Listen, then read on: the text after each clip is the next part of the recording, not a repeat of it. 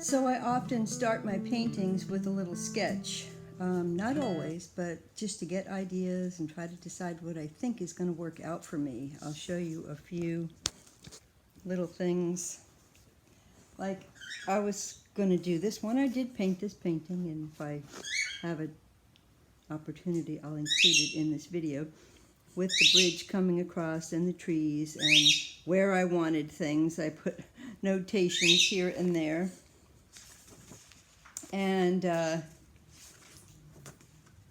this is just a little sketch of what it's like inside here that I drew out when I was out in the field, and then I came and I painted that painting. This is one I did the other day, which I plan to paint this painting of this little bridge here at Walsingham. So it gives me an idea where things are in the painting. I crop my photos, decide what I like and what I don't like, and then make a little sketch from it. Or in this case, I actually sat out there in the park and sketched this, and turned out what I sketched I liked.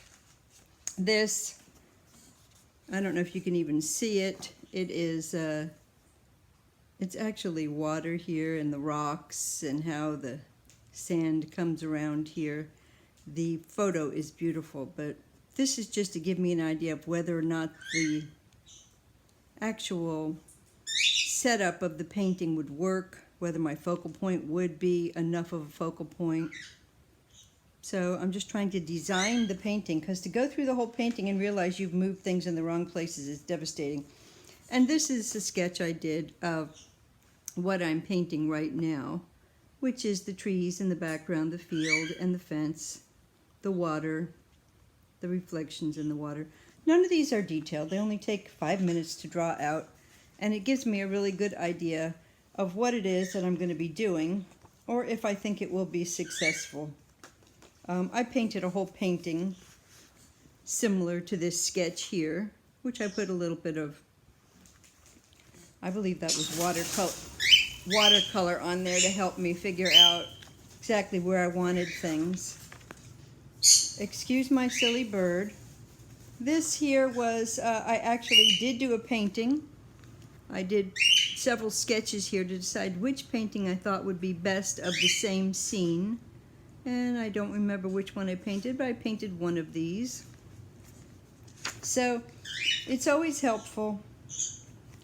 I don't think I ever did this painting, but it was just a study of a lady walking her dogs, because I was going to put her in a painting. I don't think I ever actually did, though.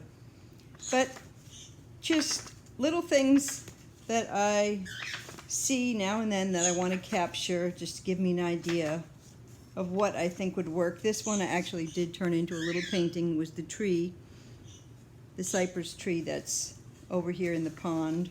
I turned this one into a painting, which was the big great herring out there, again, at the pond. So a lot of these did make it into paintings, and some of them didn't. Cute little Teddy sitting in my dad's little rocking chair. But it's helpful, because when you're done sketching it out, then you have a pretty good idea of whether you think your little idea is going to be successful or not. And you can do little thumbnail sketches and say, what do you think? Which one is the best? Or are none of them going to work? In this case, I believe this was out at Fort DeSoto, and I ended up painting that painting as well. So consider making a sketch before you start your painting. It could come in very handy. Here I have the photo that I took, that I digitally enhanced, messed with it a little bit to decide what I thought I might want to do with it, added a little bit more fence than what it had, and I haven't decided yet if I want that full fence in the painting or if I just want a partial fence. But you can change a photograph, or you can change a sketch and then begin your painting the way it works best for you. I've got a little bit of my, see if you can follow my finger here. Where are you, finger? There you are. Believe it or not, this is showing me where I want the clouds to be coming in. This is water back here. This is the horizon. This is a bank of trees. There's another small amount of tree here, a tiny one there. Then up in the front here, there's some bushes that grow up far enough to reach above these, give the painting a little dimension. May have a cow or two, I don't know yet, haven't decided. We shall see. It's just a big grass field.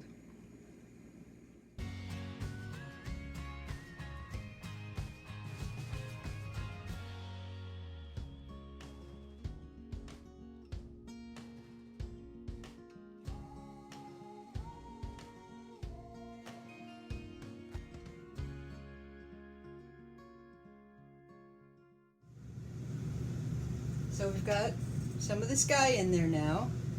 Next we're going to put in some of the background layer of very small trees and then the bigger trees.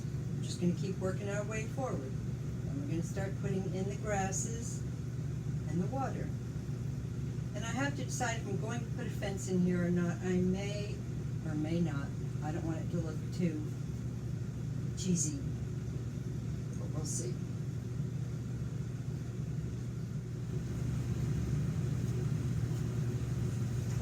Coming along.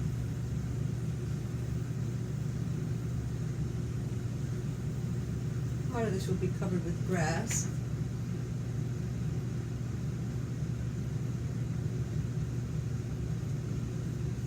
Just getting the idea. Putting a few reflections in makes it believable. I don't like this, I'll have to work on that.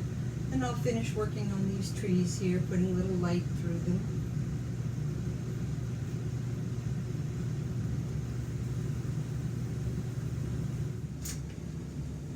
I know this is at a funny angle. I'm just going to show you just a little bit of what I'm doing here, which is basically using a nice big brush. This is like a 2-inch brush, just to get in some of my colors that I want. I don't want to muck around, I just want to paint.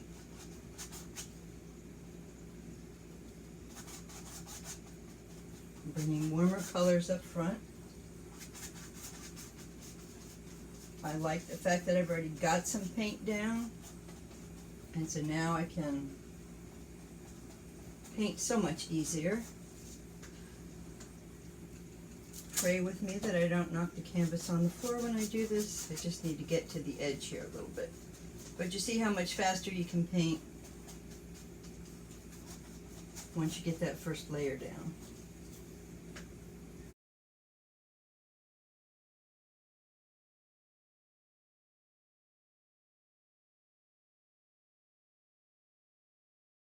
While I do want some cows up front, I will face them away from the viewer and or keep them in shadow so they do not hold too much importance. You will notice the way these trees look round is they have a highlight, then the body tone, then the body shadow, and a cast shadow. So you see how the light slowly transitions, just like if you were doing a ball or an apple or anything else. That makes the tree round. Well, I'm all done. Got my cows in. Hopefully I have my light shining where I want it, coming from back in the horizon.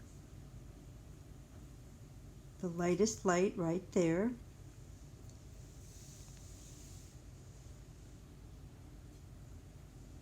Cows are in. Front cows have a little detail, but the back ones don't.